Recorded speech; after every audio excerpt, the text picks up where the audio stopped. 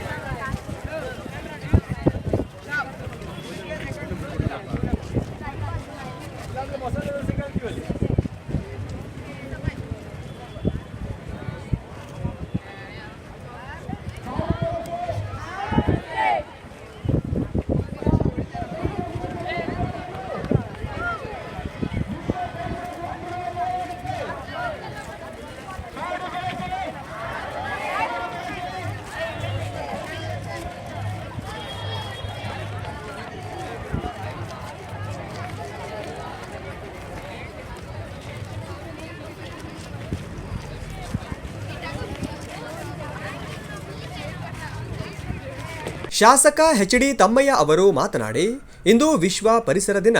ಪ್ರತಿ ವರ್ಷ ಜೂನ್ 5ರಂದು ವಿಶ್ವದಾದ್ಯಂತ ವಿಶ್ವ ಪರಿಸರ ದಿನವನ್ನು ಆಚರಿಸಲಾಗುತ್ತದೆ. ವಿಶ್ವ ಪರಿಸರ ದಿನವನ್ನು ವಿಶ್ವದಾದ್ಯಂತ ಪರಿಸರದ ಬಗ್ಗೆ ಜಾಗೃತಿ ಮತ್ತು ನಮ್ಮ ಪರಿಸರದ ಸಂರಕ್ಷಣೆಗೆ ಉತ್ತೇಜಿಸಲು ಈ ದಿನವನ್ನು ಆಚರಿಸಲಾಗುತ್ತದೆ. ಜೀವಿಗಳ ಪೋಷಣೆಯಲ್ಲಿ ಪರಿಸರ ಪ್ರಮುಖ ಪಾತ್ರವನ್ನು ವಹಿಸುತ್ತದೆ. ಪರಿಸರದ ಸಮೃದ್ಧಿ ಆರೋಗ್ಯಕರ ಜೀವನ ಮತ್ತು ಭೂಮಿಯ ಮೇಲಿನ ಪ್ರತಿಯೊಂದು ಜೀವಿಯ ಜೀವನದ ಅಸ್ತಿತ್ವಕ್ಕೆ ಕಾರಣವಾಗಿದೆ ಎಂದರು. ಪರಿಸರ ದಿನಾಚರಣೆ ಅನ್ನೋದು ಕೇವಲ ಜೂನ್ 5ಕ್ಕೆ ಸೀಮಿತ ಆಗಬಾರದು. 1972ನೇ ಇಸ್ವಿನಲ್ಲಿ ಸ್ವೀಡನ್ನ ಸ್ಟಾಕ್ಹೋಮ್ನಲ್ಲಿ ನಡೆದಂತ ಒಂದು ವಿಶ್ವ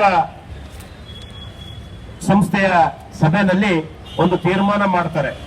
ಪ್ರಪಂಚದಲ್ಲಿ ಹೀಗೆ ತಾಪಮಾನ ಮುಂದುವರೆದ್ರೆ ನಮ್ಮ ಮುಂದಿನ ಪೀಳಿಗೆಗೆ ಹಸಿರನ್ನ ಉಳಿಸೋದು ಹೇಗೆ ಅನ್ನೋ ಒಂದು ಚಿಂತನೆ ಮಾಡಿದಾಗ ಪರಿಸರ ಉಳಿಸೋದನ್ನೇ ಒಂದು ಗುರಿ ಅಂತೇಳಿ ಜೂನ್ 5ನೇ ತಾರೀಕು ವಿಶ್ವ ಪರಿಸರ ದಿನಾಚರಣೆಯನ್ನ ಅವತ್ತು ತೀರ್ಮಾನ ಮಾಡಿ ಇಡೀ ಪ್ರಪಂಚದಾದ್ಯಂತ ವಿಶ್ವ ಪರಿಸರ ದಿನಾಚರಣೆಯನ್ನ ಆಚರಿಸ್ತಾ ಇದ್ದಾರೆ.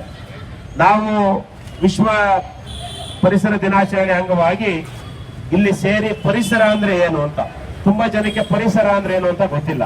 ಪರಿಸರ ಅಂತ ಹೇಳಿದ್ರೆ ನಮ್ಮ ಸುತ್ತ ಇರ್ತಕ್ಕಂಥ ಪ್ರಕೃತಿ, ಗಾಳಿ, ನೀರು, ಗಿಡ, ಮರ, ಇವು ಪರಿಸರ. ಇವನ್ನ ನಮ್ಮ ಮಾನವನ ಜೀವನಕ್ಕೆ ಅತಿಯಾದ ಅವಶ್ಯಕತೆ ಇರ್ತಕ್ಕಂಥ ಏನು ನಾವು ಕುಡಿಯುವ ಆಮ್ಲಜನಕ ಗಾಳಿ ಇದೆ, ಅದನ್ನ ನೀಡ್ತಕ್ಕಂಥದ್ದೇ ಪರಿಸರ. ಮಾಜಿ ಸಚಿವರು ವಿಧಾನ ಪರಿಷತ್ ಶಾಸಕ ಸಿ.ಟಿ. ರವಿ ಅವರು ಮಾತನಾಡಿ, ಇತ್ತೀಚಿನ ದಿನಗಳಲ್ಲಿ ಮಾನವನು ಆಧುನಿಕ ಬದುಕಿನ ಗೀಳಿಗೆ ಬಿದ್ದು ಪರಿಸರವನ್ನ ನಾಶ ಮಾಡುತ್ತಿದ್ದಾನೆ. ಈಗ ಮಾನವನ ಈ ದುರಾಸೆಯಿಂದ ಗಾಳಿ, ನೀರು, ಮಣ್ಣು ಮುಂತಾದ ಪರಿಸರದ ಪ್ರತಿಯೊಂದು ಅಂಶವೂ ಕಲುಷಿತಗೊಂಡಿದೆ. ಮನುಷ್ಯ ತನ್ನ ಅಭಿವೃದ್ಧಿಗಾಗಿ ತನಗೆ ಅರಿವಿಲ್ಲದಂತೆ ಪರಿಸರವನ್ನ ಹಾಳು ಮಾಡುತ್ತಿದ್ದಾನೆ ಎಂದರು. ಪರಿಸರ ಸಂರಕ್ಷಣೆ ಕಡಿದರೆ ಮರ ಬರುವುದು ಬರ, ಕಡಿದರೆ ಮರ, ಪರಿಸರ ಸಂರಕ್ಷಣೆ. ಎಲ್ರಿಗೂ ನಮಸ್ಕಾರ. ವಿಶ್ವ ಪರಿಸರ ದಿನಾಚರಣೆಯ ಶುಭಾಶಯಗಳು. ಭಾರತೀಯ ಪರಂಪರೆ ಅದು ಸೃಷ್ಟಿಯನ್ನ ಪ್ರತ್ಯೇಕವಾಗಿ ನೋಡುವ ಪರಂಪರೆ ಅಲ್ಲ, ಮನುಷ್ಯನಿಗಾಗಿ ಸೃಷ್ಟಿ ಅಂತ ಭಾವಿಸಿದ ಪರಂಪರೆಯೂ ಅಲ್ಲ. ಮನುಷ್ಯ ಸೃಷ್ಟಿಯ ಭಾಗ ಅಂತ ನಂಬಿಕೊಂಡು ಬಂದಂಥ ಪರಂಪರೆ.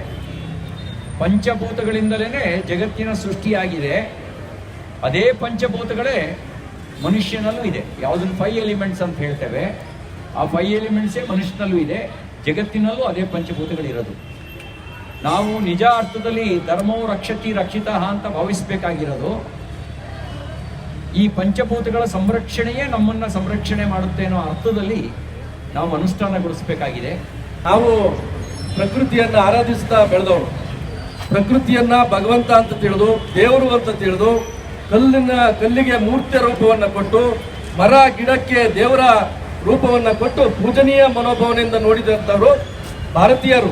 ಯಾಕಂದ್ರೆ ಭಾರತೀಯರು ಈ ಪ್ರಕೃತಿಯ ಪರಂಪರೆಯ ಆರಾಧಕರಾಗಿ ನಾವು ಬೆಳೆದುಕೊಂಡು ಬಂದಿದ್ದೇವೆ.